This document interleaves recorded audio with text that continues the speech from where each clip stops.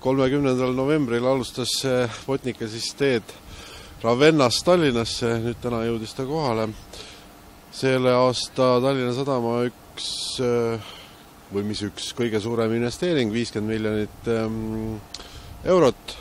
Eesti riigile muidugi tähendab seda, et me oleme hakanud riik ja loomulikult Tallinna Sadama kaasabil oleme hakanud ilusti täitma jäälõhkumise arengukava. Täna on Eestil 2 jäälõhkujat, nii nagu peab olema.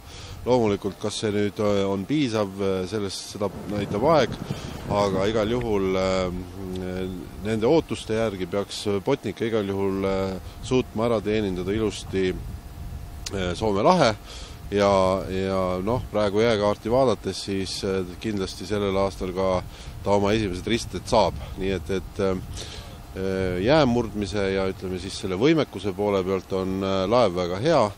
Ta suudab kiiremini ja palju võimsamalt siis hoida ka kanalit lahti, teenindada laevu kiiremini ja võib-olla siis aeg näitab, kui palju ja missugusi laevu on selle Botnicale siis veel kõrvale vaja Eestil.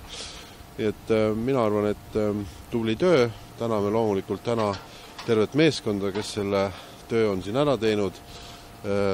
Ilmselt on see olnud ka nendele niisugune õppimisperiood ja tuleb veel teinegi periood, mis siis on jäälõhkumise ajal ja loomulikult loodame, et Eesti meremeestest kasvab välja ka juba selline koolkond inimesi, kes siis võivad ka juba teha avamerel töid, mitte ainult jäälõhkumist, aga juba ka nii-öelda puurkaevude juures, puurtornide juures.